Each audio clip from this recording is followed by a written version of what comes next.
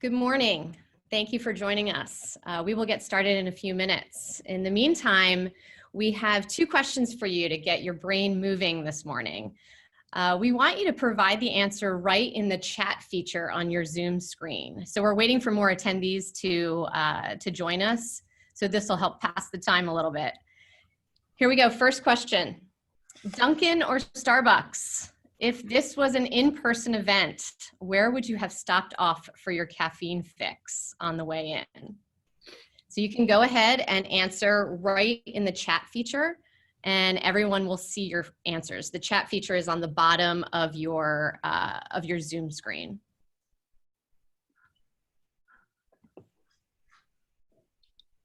We have a lot of caffeine addicts joining us this morning, that's for sure.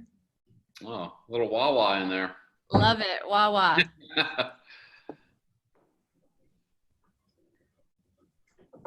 It's good. Oh, Panera. They'll be happy to get a shout out.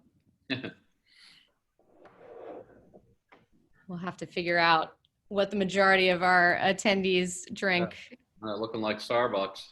Looks like it. This is a 60-year-old Folgers mug. The original slogan. Yeah, The look best at that part branding. of waking up. That's perfect.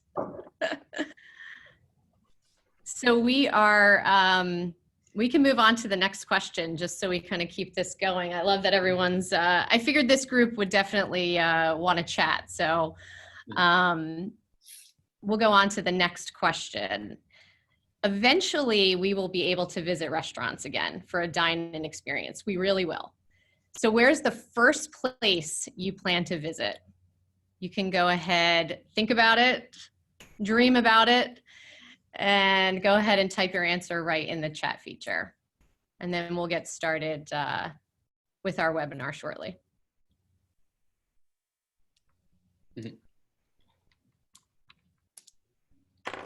Oh, Matthew's Pizza. Love there. Mm-hmm. Oh, I love Barracudas too. These are good.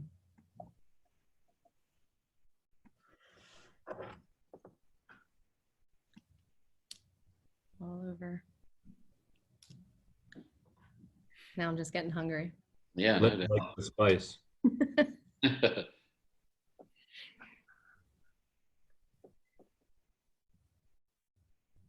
Edo sushi, yeah, sushi is a big kind of whiff right now, I guess. Yeah, so yeah. That's one that you don't really get delivered quite as much.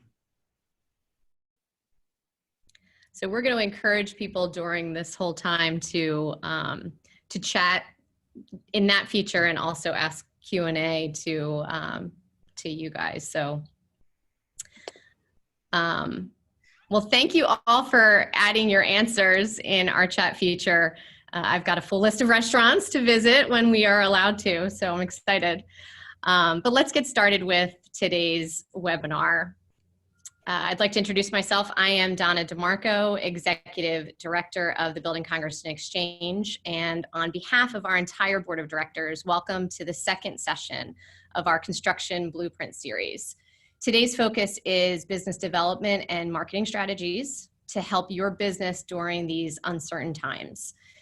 Behind the scenes today, we have Co-Executive Director Tim O'Farrell and Associate Director Elizabeth Wainwright, who will be monitoring the chat and Q&A during the session.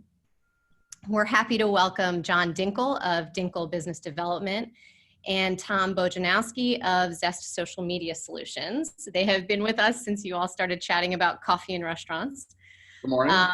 Hi, guys. Before we begin our discussion, we would like to share some brief information on the Building Congress and Exchange.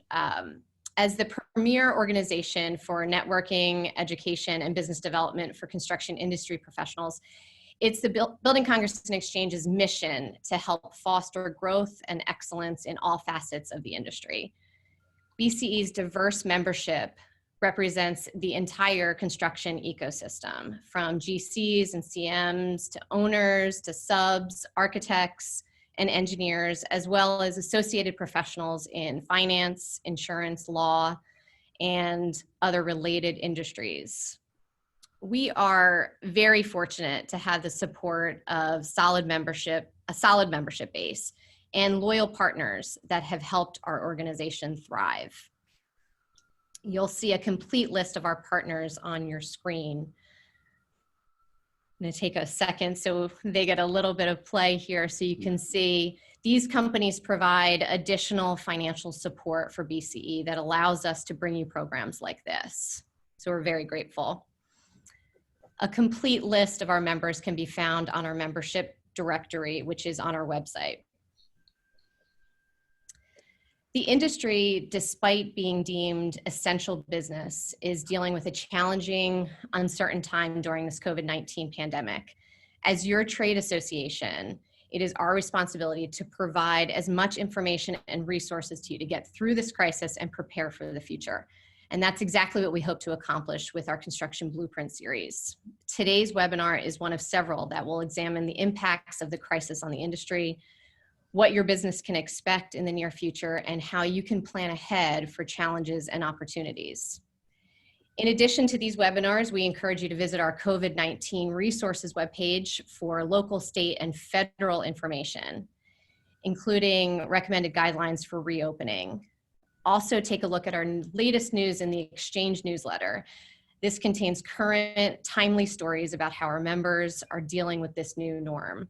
Our May issue will be available tomorrow online.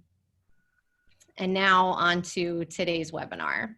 We are very fortunate to have two subject matter experts with us this morning. First, we have John Dinkle, Principal of Dinkle Business Development, a business development strategic advisory firm based in Baltimore City. Before starting his firm, John was the president and publisher of the Baltimore Business Journal for 11 years and VP of sales for 5 years. John has more than 25 years of experience in business development, sales management, and operations. And he also serves as an advisor and VP of business development for Trigger Transformation, a local Baltimore-based technology startup. And he is also the host of Baltimore's iHeartRadio's CEOs You Should Know weekly podcast. Thanks, John, for being here. Good morning. Thank you, Donna. And we also have with us Tim Bojanowski, president of Zest Social Media Solutions. Tim is an expert in search engine optimization, websites, and other digital media marketing platforms. He has consulted for many of the leading professional service firms in the area and is well known for his marketing work in the law, financial services, and real estate and the real estate sectors. Tim is currently the president of the board of directors for the Education Foundation for Baltimore County Public Schools. Welcome, Tim. Thank you, Donna. All right, so before we get started, let me remind all of our attendees that you do have that chat feature at the bottom of your Zoom screen. If you have any ideas or comments on today's discussion, feel free to share throughout. If you have a specific question for Tim or John, you can go ahead and pop that in the Q&A feature, also located at the bottom of your Zoom screen, and we'll try to get to your question or somehow find you and get you your answer. We also, throughout this discussion, will have some poll questions that will pop up on your screen, and you can just feel free to answer those, and then the box will end up disappearing once you answer. So, gentlemen, if you're ready, let's get started. Let's do it. All right. So let's start first with, obviously the construction industry, thankfully, has been considered essential throughout this pandemic. Many firms are busy, but there is a real concern that 3 to 6 months from now, work is going to dry up. Many are going to be feeling the effects in first quarter 2021 and beyond. So how should companies adjust their marketing, networking, and business development strategies to deal with the tougher economic climate ahead? Tim, would you like to start? Yeah, sure. So I think one of the most important things, first and foremost, is to use the time to really make sure that there is clear and concise planning and strategy that, one, ultimately takes into consideration some more long-range goals than perhaps we frequently are forced to, and two, is really cognizant of the need for internally there to be a lot of engagement and buy-in to the marketing activities that will come out of that. And, marketing as a whole, most people jump to the activities. So, they jump to the things that, as for example, my business tends to be known for doing. You're talking about advertising, you're talking about PR, you're talking about social media, perhaps some other forms of digital marketing. And these are all really important in terms of advancing marketing objectives. But marketing is first and foremost, who are you? What are you in your respective marketplace? What are the competitive influences that are around you that might impact that position in your marketplace? And ultimately, what investment of either resources, capital, people are you going to need to make to advance that position in the marketplace in alignment with your business development goals? And so that's where it's a really interesting tie-in, and I'd really welcome and be interested in John's input on it as well, because I think one of the biggest certainties that we have right now with the uncertainty is that positioning in marketplace is going to look fundamentally different 6 months from now. I think, as Donna had said a little bit earlier, while we might be in perhaps the height of the medical crisis in terms of where we are with COVID-19, I think it's really important to remember that if anything, we are at the onset or the beginning of what will be truly the economic crisis. And even for the people who are really feeling it right now, I don't believe it's going to get better. I don't think there's ever going to be a Baltimore Sun or a BBJ headline. John, you could probably speak more directly. Maybe we need to help you get one of those on there that says all clear, everything's back to normal. I don't foresee that coming. So as you're really thinking about the alignment of activities and making sure that they're scheduled in a time frame that makes sense for what you intend to really be focusing as kind of your market goals, so to speak, I think it's really important to use this time to make a plan A and a plan B. And you're probably going to need to think about, a plan C, D, and E with the expectation that those other plans probably get F'd. That's my only pun for the day. That's a good one. Yeah.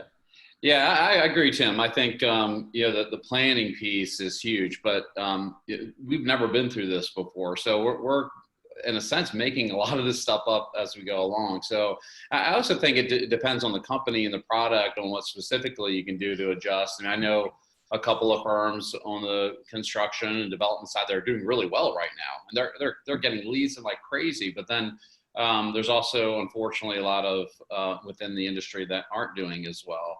And I would say, in general, on the kind of the BD side, in terms of relationship marketing, we've all had to adjust to no networking or trade shows for a while. I mean, networking might come back in the fall, but it's going to be limited. Trade shows, we're hearing it's not likely going to be till spring or summer of 2021. So, kind of what can you do now to adjust? And I think, adjusting your resources, to other tactics. And again, once we're talking about relationship marketing, and that's like referral strategy or content strategy, like social media, like what Tim does really well, and digital. But on the content side, it's newsletters, it's webinars, it's blogs, it's podcasts, it's virtual speaking engagements. So all that is content, and that's really big right now. And I think will continue to be so in a way to differentiate yourself. But on the other side, on the other resource side, it's strategic alliances. It's, virtual events, it's roundtables or collaborative meetings, via Zoom or just virtual. It's center of influence strategy. It's those things are still relevant today like they were 3 months ago. And everybody should be continuing to practice them. Yes, we have to do a little bit differently and virtually. So I think, adjusting your time, adjusting your resources to those types of tasks instead of, the networking and trade show piece will help bring in more clients. But overall, I agree with you, Tim. I think, the strategy has to change, and it could be very different 6 months from now. So yeah, that's what I would say. Let me ask you a quick question. John, you had mentioned content is really big, but my inbox, hundreds and hundreds of emails full of content, full of webinars, exactly what we're doing for our members. How much is too much? And is there at a point where it's so much that people are just completely just ignoring it? Yeah, well, I think in any content strategy, there needs to be a lot of diversity. So, with that webinar every now and then, it should come with a lot of social media content, and whether it's, LinkedIn, Facebook, Twitter, or whatever, social media platform that fits best for your industry. But I think, the content pieces like, partnerships and webinars, blogs, making sure you have a newsletter. Do you have a newsletter, even if it's quarterly? Podcasts, I think as long as you have like a variety of content and you're pushing out in different channels, I think you can, kind of rise above the, the competition that way. I would like your, Tim, I would like your, opinion on that too. I think that's, there's a phrase that I always use, which is right sized. And typically there is no, one size fits all, and you have to right size it for your own organization and also the target audiences that you're going after. And, it's tough to predict what is going to be that right size. But a lot of these tools that John was alluding to, be it the email marketing tools, social media, your own website, based on the engagement rates, based on the statistics and what type of key performance indicators you're looking at that you've set for yourself, you'll see what is too little or too much based on period trends. I think to your point right now, one of the biggest challenges is everybody is sitting here staring at content, as Donna had alluded to. We have, information overload. And one of the challenges is that I think that the information is really starting to cross different sectors and cross different kind of focal points. So in a lot of similarities to what you think about as those most successful trade shows and networking, the key is making it really right-sized and specific to the end user. And I think as we continue to realize some of these opportunities where we tend to create lots of relationships, find some of our referral sources, even develop new business, the ones that historically have always been the best are the ones that are most specific to what we do. And for most of us as business people, the ability to kind of create that niche and to establish, and I hate to use any of these buzzwords just like niche and thought leadership, but that kind of expertise around your niche and your thought leadership, it is of significant, kind of importance to recognize that with the reduction of what might be some of those opportunities, there is a real need to, as John said, diversify the way that we are actually trying to put out that thought leadership and making sure that it is both getting a little bit more broad appeal to be able to pull people in, but also perhaps not overstepping our boundaries. I think you see a lot of people right now who, in their own content, they start to take the form of, medical advice or, governance advice or, whatever else, these type of, different sectors that's like, probably not going to make any friends, kind of veering into some of those categories. And to the extent possible, if you can be very deliberate, really focused on the engagement, the statistics that you're trying to drive out of this, it tends to be something that, the answer to your question of how much kind of explains itself in looking at some of the data. Yeah, and one of the phrases we used to use at the BBJ was, content is king, but there is a lot being said out there and being pushed out there. But if it's topical and it's good content, if you have, whether it's good speakers or, good topic, if it's very timely, I mean, people are going to want to listen to that. And that, it's crazy as it sounds. I mean, sometimes just a headline, I mean, will get people's interest that, if it's, again, very topical, good content, and you're delivering a lot of, good tips and information, people are going to want to listen to that. But, I think you really have to kind of really think about, like Tim said, where are you positioned? Where do you have that expertise? Where can you deliver that thought leadership that will, help position you, as an expert in that, in your area of expertise. So, and content's a great way to do that. And again, I go back to the diversity. It's because not everybody's, believe it or not, it's on LinkedIn. Not everybody likes webinars. Not, so as long as you're doing a diverse, kind of, system, and it doesn't have to, a big investment. A lot of it, the investment is just time. It's a lot of just, putting that together time, but yeah. And that's key. Time is, it's tough because, first of all, time, everybody's hours are running together these days, right? We don't even know what day it is, what hour it is. But because, what'd you say? It's drinking o'clock, whatever time it is. Right. So the idea here is, we're very lucky. The construction industry is busy right now. So managing time is really difficult because they're doing their job as opposed to getting out there and marketing or providing content. How do you what kind of advice do you give to them to try to manage that time and be able to still do the job that they have to do, but also set this time aside to figure out what is helpful? And just a real quick note in the chat, Lisa Carmichael said, we like to use the litmus test. Is this helpful and is this relevant to the audience? Which I think is very important. But what kind of advice would you give to our members about how to balance the two? I mean, for me, it's having a plan and sticking to it. I mean, you know, a lot of the companies I work, actually most of the companies I work with, I mean, they don't have a marketing plan or business development plan, or they're not working yet, you know, and it's such a critical piece. If you don't have a plan, you need to build one. If you have a plan, you need to work it and hold yourself accountable, stay focused to it, give yourself timelines and deadlines. And if you can't, you know, hold yourself accountable, then get someone in your organization to help you, or get someone on the outside to help you. Because, you know, that's the critical piece. We all can make time for this because it's important. You know, the business development, I mean, and marketing are, you know, obviously one of the most important things a business can do. I mean, if you're not out there developing business or marketing, you're not growing. So, you know, you need to really have that mindset of these are things that you have to be doing and you have to take time for. And I know time is limited, but, you know, even if you're, you know, if it's an hour a week, I mean, an hour a week, you could put up a few LinkedIn posts, you can write an article, you know, it's having someone to help hold you accountable if you're having trouble, you know, holding yourself accountable. But really it starts with having a good plan, and good, reasonable goals. I mean, don't put any goals out there that you know you're not going to achieve. If it's 10 LinkedIn posts a week, you're probably not going to achieve that on a consistent basis. But maybe you can do one a week, you know, or one every 2 weeks. I mean, so set reasonable goals, stick to your plan, and help have somebody hold you accountable.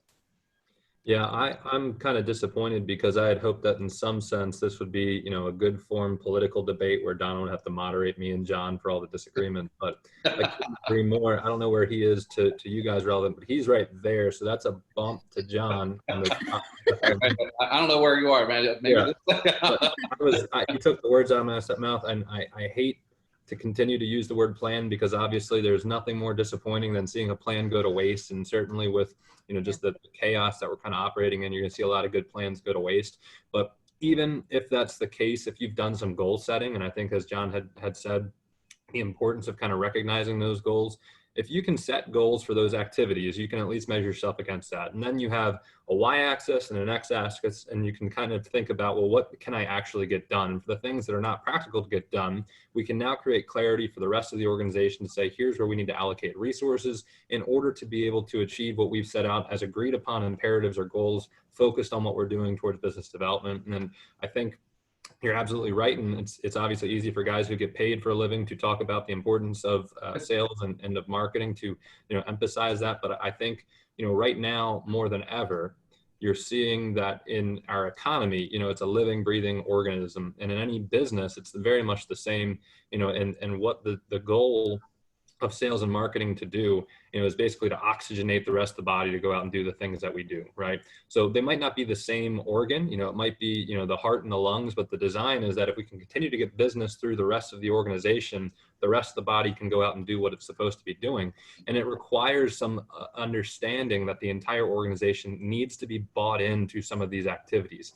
And before COVID, I think in the humming economy and everything that we kind of had come to experience as normal, there was a certain ability for you to really silo parts of the business where, you know, people who were perhaps in the part of the business that is service, which truly is such a part of the sales and marketing, the ability to show culture, the ability to show quality, the ability to show kind of what people, you know, who actually show up at the job sites would look like and do in terms of the way that we generate new business, and the job of marketing to tell that story. There hasn't always been that need to really show and communicate how these things intersect. I think that need's going to be greater than ever coming out of this. So for the ideas of how we, as some of the either BD people in these organizations or the executive leadership down to just kind of higher level management, saying we really need to focus on some of these elements that becomes culture of winning around sales, and making sure that that customer service experience is something that is being carried through in all of our content and all of our sales discussions, the limited opportunities that we have to network, and recognizing that some of these networking opportunities might be less. We get to show up with our name on a badge, and it becomes a lot easier for us to say, hey, that's what I do for a living, and really start thinking about ways that you can engage the community, be it through community and relations, through charity, through philanthropic efforts, through things that might just be getting back to the same, like I make sure I think about the names of the people who are, the parents of my children on the soccer field or wherever that might be, if we get back to it. These are all things that they tend to connect. It's just that if we don't have kind of the communications and planning around showing that, we start to forget. Good point. So is there this pandemic and what we're going through right now, is this really an opportunity for people to showcase their businesses without coming across insensitive to what's happening, right? I mean, is this an opportunity for the executive leadership and for BD folks to kind of reevaluate and start new almost? Yeah, I think, starting with why there is very important. The answer is invariably yes. And I think that if the why is to show what the business is still doing, or what the business is doing in support of the community, or what the business is doing in support of its people, there's a lot of opportunities to market effectively without coming across as insensitive. But I think it is very, very important for people to recognize that there is a strange new normal in terms of this really bipolar response to the pandemic from people. And, it's certainly exposing a little bit of like our just sociological divide on thought process around business. But, as the business community, I tend to be of the belief that all workers are essential. And I know that that's probably something that you can't say in all mediums, but I think in this one, it's important to recognize that for us, every single person in the organization is there because they have a job description, and that job description is to support the company. And these companies support other companies, and those companies are the people who are putting food on the table. So we have spent a lot of time with our clients recently, really trying to make sure that as their trucks are starting to show up in neighborhoods again, or as they're starting to be seen with hard hats in places that, might actually be close to people who are still locking their doors for fear that when it swings open, the virus is going to come blowing in, that there's going to be people who have some strangely adverse reactions to seeing business as normal start to take shape. And we're seeing it in real time. We had a client who just a week or two ago got destroyed on a social media thread because a neighbor saw one of their trucks showing up into a residential neighborhood for a remodeling project. They're essential. They have every right to do it. There was absolutely no ability for us to tell them, you should tell them they're wrong. So we had to really work through some of the discourse and explain in a way that was as much listening as it was actually responding, that while we understand that there are concerns, we're doing all of the things that we possibly can do in compliance with best practices and standards and guidelines, but also that we're essential in this sense, and our ability to come into work is actually helping your neighborhood. It's helping the community around us. It's making sure people are getting paid, and these are the things that we have to be doing if we're afforded the opportunity to do so in this new normal. That's a lot longer of a conversation than you typically want to expend marketing resources into, though, for some of those discussions. And so it's something that when you're really thinking about, I hate to use the word planning, and you have some of those templates kind of built out to be able to kind of think a couple, chess moves ahead, knowing that it's probably going to happen in a way that perhaps you didn't think about somebody getting upset about it. But to the extent that we can consider these angles, make sure that there's communication standards in place to be able to deal with them, and also do it with a little bit of an open mind to the thought process that some people, with the amount of information out there, have probably received some bad information that they're going off of, to have this type of reaction and try to support the conversation to the extent possible. Yeah, I agree with all that, Tim. I think obviously you should consider your audience and what they're going through. I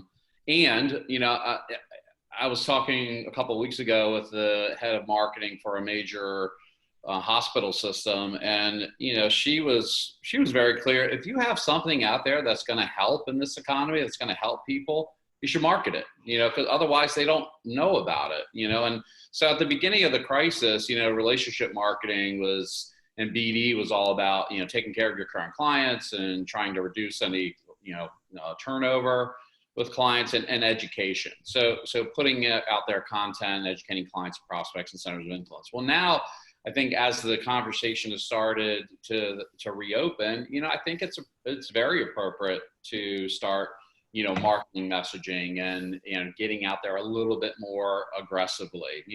Again, you kind of have to take baby steps, I think, because, I agree, Tim, some people are still very scared out there. So you need to be, conscious of that. But, you should never stop developing business. I mean, people do business with people they like and they trust, and you can build trust right now, even if it's virtual. Think about how much of the business of your business is related to building relationships. Probably a lot of it. Think of some of your best clients and the best relationships you have with them. That probably took time, especially at the beginning. Well, now's the time to foster some of those new relationships and reaching out to people, and whether it's through social media and content, or it's doing center of influence marketing, or content strategy. All those different things are good ways to start to build those relationships, so that when we start really to reopen, you're in your head start. You're already starting to build some of those things online and virtually. And even though you're maybe doing it in an educational way right now, it's still, if you have a product out there that's going to help, I think you should be out there with it. Just to build on that real quick, because Joe Versi in the comments said something that unfortunately you can't read the Scottish accent in the way that he said it. But he used the phrase "hit the reset button," and I think that is something to be really mindful of, is that there is a substantial market correction coming out of this. And it's not to advocate to say that it's the correct thing that a lot of people who we know in this community who have been operating good businesses for a long time might not come out of it with such a good business, or perhaps some of these companies go away. But the practicality of it is it's going to happen.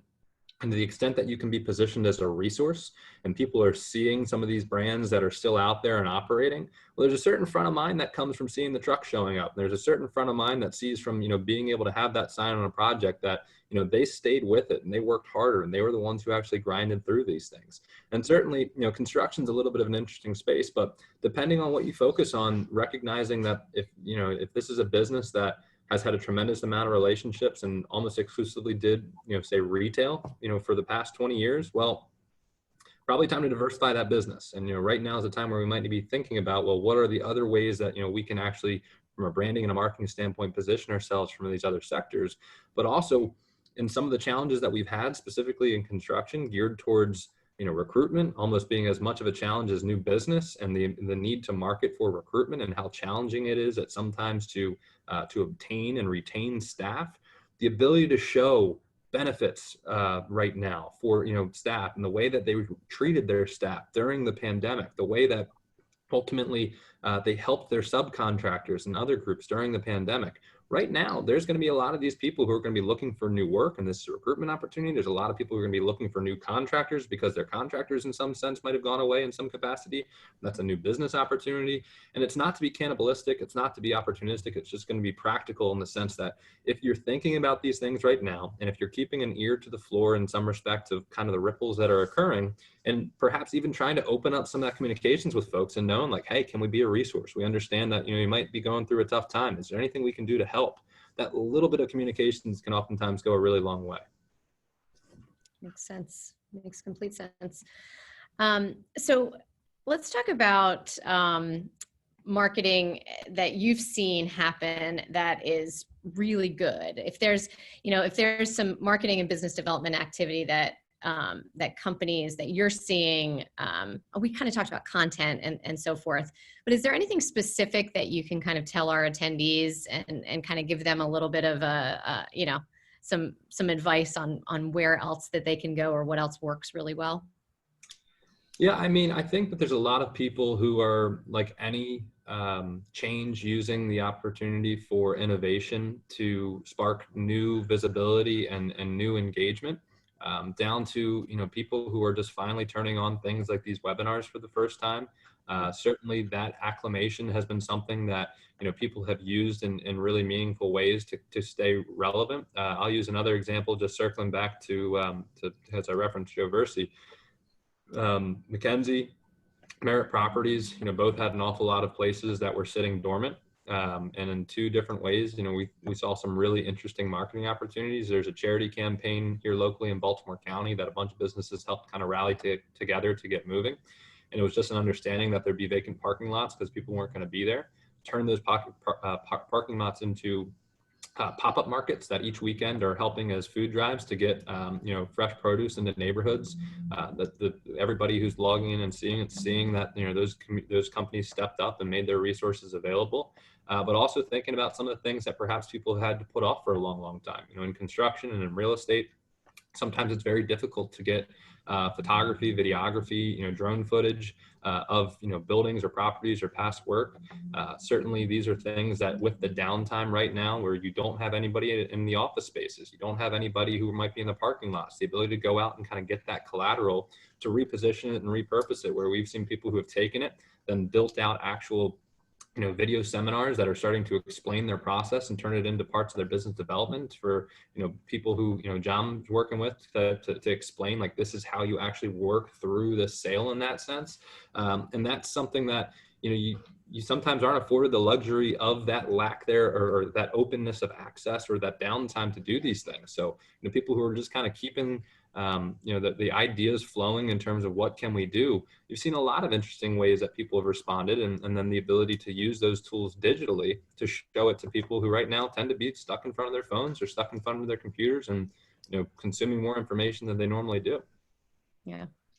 Yeah, and I would say from the business development side, like relationship marketing, you haven't seen anything really unusual out there other than, I think an example or something that is gaining a lot more popularity since COVID are these virtual roundtables. And that's basically getting a group of centers of influence and prospects together, via Zoom to talk about each other's businesses and potentially a topic. I've done probably a dozen of these, and they're great. It's a great opportunity to, meet new people, meet potential prospects, kind of give some love to your centers of influence. But everybody wants to know what everybody else is doing too. So they're great ways for, if you have 8 to 12 people at one of these roundtables, to do virtually. They're very easy to put together, but just getting an understanding of everybody's business. And then what I usually do is ask a question of, let's go around the table and ask, what are you doing? What plans do you have in place to get beyond the curve, or plans for future growth? And they're typically in non-competing industries. So you just hear a lot of really good advice, and almost like people are, commiserating with each other a little bit and bonding around, not so great things, but also bonding about some opportunities and learning about opportunities at those types of meetings, and just creating more relationships. So I think those have been more and more popular as of late, and even turning now into more collaborative meetings. So meaning that, I would partner with, another company or association or trade group to do one of these, so that we're bringing people to the table together. So it's not only, strengthening the bond there with that association or trade or other business as a referral partner, but also I'm getting in new people, 4 or 5 people I've never met before. So, like tonight, for example, Aronson and I are doing a tech CEO happy hour, and we've invited 20 tech CEOs from Northern Virginia to Baltimore to basically just kind of talk about growth and, like, how are these, small startups getting out of this. But it's a great way for, us to get exposure and be that connector. That's the other thing. If you host one of these, you look good, man. You're a connector with all the rest of these people, and people will remember that. And I think, we did talk about the webinars, and I know, we talked a little bit about the fatigue of webinars, but I think some things you can cut down on that are, just keeping them to 30 minutes, maybe, interview style like this or panel discussion like this to make them interesting. or partnering with an association or trade group or a non-competing business to kind of leverage each other's networks. So yeah, I think there's some new interesting, ways to go about business development now. And ultimately centers around, continuing to build relationships with people, and it'll continue to evolve as, we reopen slowly. Yeah. And we'll keep with that plan of maybe around 30 minutes or so. We'll try to wrap up a little bit. But we could, with a bunch of marketing and business development folks, we could talk forever, right? Yeah, so, absolutely. Oh, man, but I think it's important to point out that while we're in this crisis right now, once things get a little bit better, I don't want to say back to normal because we know that that's not ever going to exist, that the marketing strategies and business development strategies still have to exist beyond that. And so, we're sort of all kind of in quicksand trying to make ourselves, survive. But beyond that, 6 months down the road when things might be a little bit better, it's important for everyone to be continuing these strategies, don't you think? Absolutely. Yeah. And I think, that from a strategic standpoint, it is hard to tell. Because the strategies I'm using now to help clients may look different 6 months from now, depending on the reopening of the economy and if COVID comes back, things like that. So I think, it's really a matter of paying attention, readjusting your strategy as things continue to evolve, staying focused on it. And that's the hardest part, the biggest part, challenge I see with business owners and business development professionals is sticking to the planning, to stay focused on the activity. But from a tactic standpoint, I think 6 months from now, many of the tactics that we've already talked about, I think will still be very relevant. There might be some tweaks and things, but I think those specific tactics will still be relevant 6 months from now. But I think the strategic plan is ever evolving. It's going to change with the market. Now, I'm not an economist, but I do occasionally read the news, and just in the limited amount of reading the news that I do, there's some things that I think are pretty abundantly clear. There will be bankruptcies, and there will be printing of more money, and there's going to be a lot more kind of federal programs that come out and trying to relieve some of the industries that are going to be hit hardest by this. They're saying that as much as a third of the country at some point might be on unemployment in the next 6 months. So with that, there is not a more important time in the modern history of American business to start thinking about planning on what your business is going to look like coming out of that.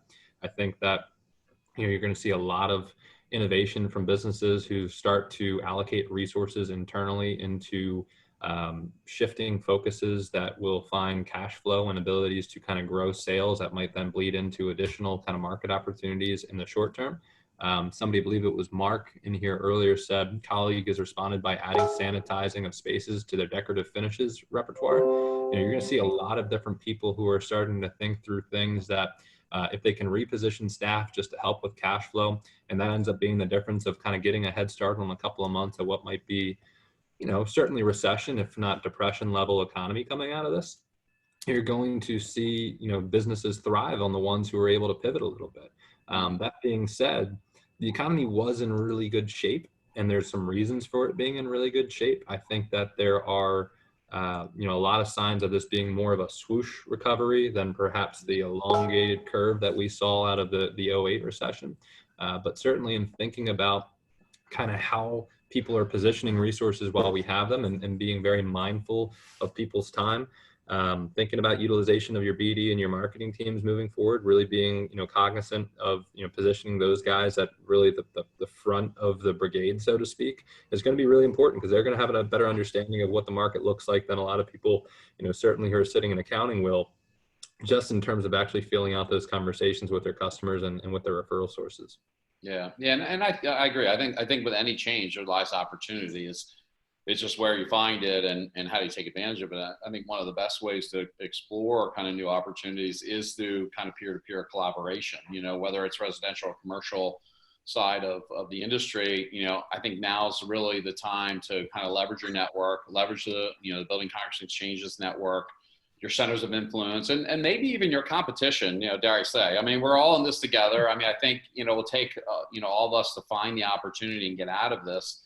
I mean, staying on top of industry trend news, the local news outlets. I mean, they're reporting on companies that are doing different things out there. I mean, that's the news now, and that's what they're reporting on, is how companies are changing in this. So you can get a lot of good ideas through just peer-to-peer collaboration and keeping your eyes on the local news and seeing what local companies are doing out there. I think that's a good way to kind of get your mind thinking about opportunities for yourself and how you can, pivot, even though I'm starting to hate that word, how to change, the way, we do things. But so yeah, but there's definitely opportunity. I mean, I'm an optimist by nature. So when we started this thing, I automatically started thinking about, all right, well, where can I position myself now in 3 to 6 months or even a year from now where, I can, be in a better situation than I am in right now, and what thought leadership can I be putting out there? What messaging can I be putting out there that's going to,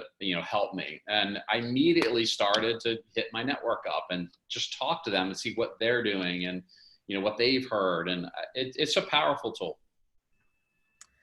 Yeah, we've definitely, just from talking with members and figuring out things that they're doing differently, and it seems as not as competitive as it should be, like it normally is, just because, like you said, and we're all in this together, right? So let me, we're getting close to the hour here. So I do want to try to wrap up, and you guys have provided some really, really valuable information that I think our attendees are really, it's really helpful for our attendees. So maybe we could just wrap up with sort of one piece of advice. I mean, we talked about a lot of stuff, but one piece of advice. So if they're walking away from this webinar, I always think if I'm on a webinar and I can get one really, really good nugget, then I am like successful time I have spent on a webinar. So I'm hoping that they've gotten a couple really solid pieces of advice and information. But what do you want to leave our attendees with, just as they go on and begin their or continue their marketing and business development efforts? Tim, do you want to start? To keep your head up. I think that there's a real ease in the ability to kind of bury your head in the sand right now and just kind of wait for the sun to come out. And, I think that there's signs that, we might have some brighter days in the immediate future. But even so, there's a lot of people who just seem to be kind of waiting it out. Being on calls like this, kind of as John just said, so you can actually hear what, people who are contemporaries, even if they're competitors or your colleagues are saying, and to keep kind of that engagement.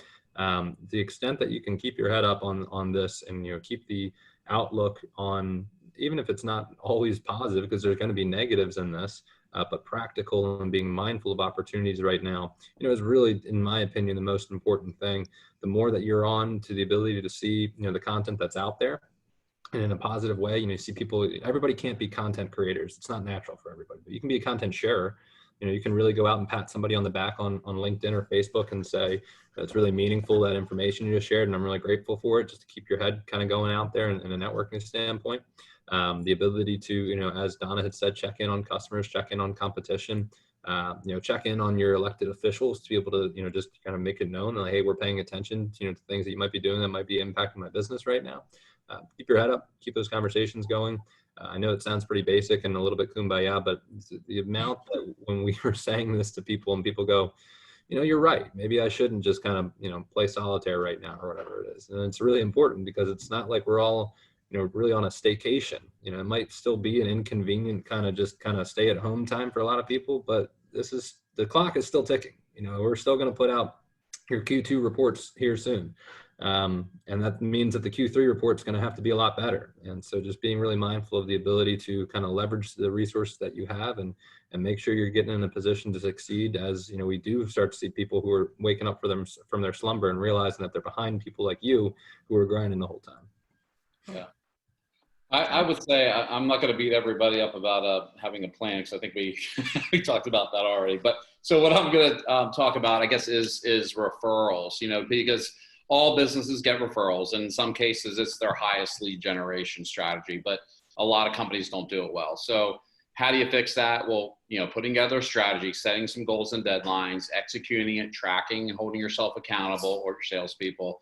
And I look at 3 different types of referral strategy. One is referral champions, and those are your best clients, your investors, family members, people that are friends of the business that you can turn to occasion to ask for an introduction or referral. And the second one is your referral partners or centers of influence. And those are highly networked individuals that have access to a network of potential prospects for you. It's a collaborative relationship where you're getting to understand their business and vice versa. And you're meeting on a regular basis. So you become top of mind and you reciprocate leads. And the third thing is referral groups. Even during COVID, a lot of referral groups have continued virtually. So I recommend finding a good group to start or start your own. And LinkedIn, obviously, if you're not, really good at LinkedIn, I think it's a great tool for referrals. And if you're not using it, you should and get more adept at it. So whether it's your referral champion or centers of influence, you can look at their LinkedIn profile if it's open. Look for potential prospects, see if they have a first connection, and ask for an introduction. 80% of clients surveyed out there said they'd be more than happy to give their vendors an introduction, but only 20% do. So it's a huge underutilized lead source. And so if I'm going to part with anything, I would say have a good referral strategy. Yeah. One little idea to leave people with kind of separately from that, just because John took the pass on the planning, this is the opportunity to look backwards on planning and see what our plans for this year did include. Because I would imagine for a lot of us who do have an awful lot built into the budget, that might be sponsorship of events or the actual hosting of events. We just had a client who had what they described as one of their best events they've ever had. And what they did was they took a fraction of the budget they had for a hosted event that they were going to do. They contracted a notable whiskey person, very high profile. They said, could you spare an hour? And if we sent your whiskey out to these 25 people, could we do like a testing and explanation of it? And they immediately got 100 responses and had to buy more whiskey. They said they've never had a turnout like this before. And it's because there's still people who are like, what the hell do we do right now? So like, if you have some of those things in budget now, think about those outside of the box, that the parts of networking that we actually enjoy, which is the alcohol and some of the camaraderie that comes with it, not so much of the forced conversations. You can still do some of those things right now. It just takes a little bit of inventiveness. So that was a push for BC&E to do some sort of a whiskey tasting virtually. That's going to be our next thing. We'll work on that. Guys, thank you both. And one thing that we have to point out is that professionals like you are exactly what a lot of our members do need. If they don't have the resources in their own company and they do feel like they are in this quicksand and they can't get out, contacting outside vendors and outside sources to help with something like this really will help them grow their business. So again, today, we really appreciate you taking out the time to talk to us and give us some of your insight. And thank you to all of our attendees. We have pretty much everyone stayed on our whole time. So that is, I look at that as quite a win. So, we know we couldn't offer you the Dunkin' or the Starbucks coffee, but we look forward to the day that we can. So today's discussion will be available on the BCE COVID-19 resources page through our website. And please join us next Wednesday, May 27th, for our third webinar session, The Future of Design. It's a look at how the coronavirus related issues will alter design decisions and building systems with experts from GWWO, Design Collective, and Bala SVA Engineering Consultants. You can check our website for more information and to pre-register. And on behalf of the Board of Directors, I'd like to thank John and Tim for their time again this morning. As your industry association, we're here for you and remain committed to providing you with the resources you need to succeed. Thank you all again. Be well.